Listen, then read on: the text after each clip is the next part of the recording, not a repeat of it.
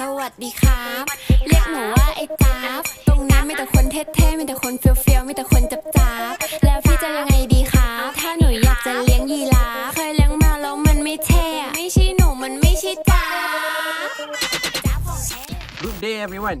We are from MBA1112E Group 1 and today we will be presenting our magazine titled The Story of Rice Industry in Thailand from paddy fields to global markets.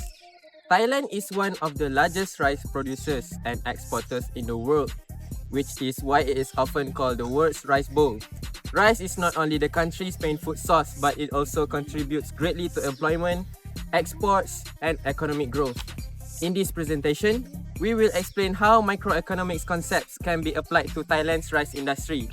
We will cover the country's economic system, demand and supply, elasticity, consumer behavior, and finally, the theory of distribution. Thailand practices a mixed economic system which combines both the free market and government intervention.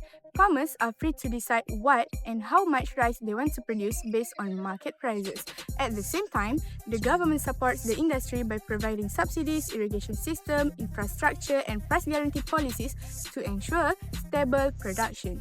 Next is the demand and supply of rice. The demand for rice is affected by several factors, such as the price of rice, consumer income, and global demand. Since rice is a basic necessity, people continue buying it even when price increases. Meanwhile, the supply of rice depends on weather condition, production costs, and government support.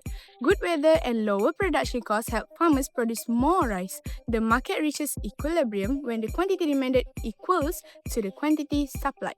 In our case, the equilibrium price is 180 Thailand baht per 5 kilograms, with an equilibrium quantity of 3,500 tons. Now, let's look at the elasticity of demand and supply. The price elasticity of demand for rice is 0.83, which means demand is inelastic. Even if the price increases, consumers still buy rice because it is a necessity and there are very few close substitutes. The price elasticity of supply is 0.65, which is also inelastic. This is because farmers cannot immediately increase rice production. Rice takes around 3 to 6 months to grow, and land and water are limited. Overall, both demand and supply respond only slightly to price changes, making the rice market relatively stable.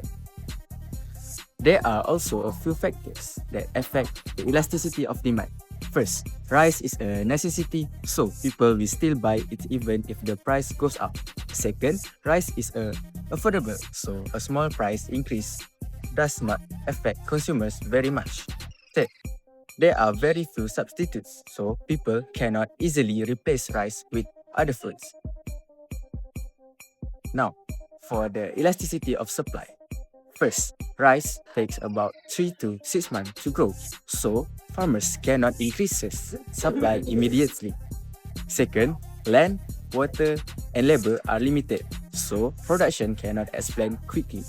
Lastly, rice cannot be stored for too long, so farmers cannot wait for better prices before selling. Consumer behavior in Thailand's rice market follows the utility theory. Consumers always try to get the highest satisfaction within their budget. When rice price increases, many consumers switch to cheaper rice varieties or other foods such as noodles or bread to save money while still meeting their needs. Next is the theory of distribution. In Thailand rice industry, wages are determined by interaction of labor demand and labor supply in a perfectly competitive market. Workers with better skills, higher productivity, or specialized knowledge usually receive higher wages. During planting and harvesting seasons, labor demand also increases, causing wages to rise. There are three main factors that affect wage differences. First is skills and qualifications. Workers with better skills usually receive higher wages.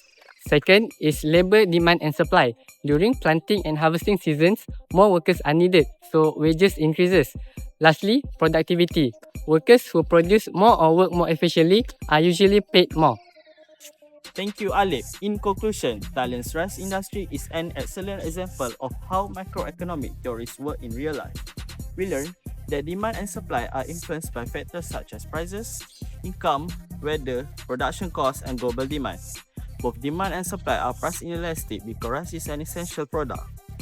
Consumer behavior is based on maximizing satisfaction, while wages in the agricultural sector are determined by labor demand, labor supply, and worker productivity. Overall, this analysis shows that macroeconomic concepts help us understand how Thailand's rice market operates and why it remains one of the world's leading rice industries.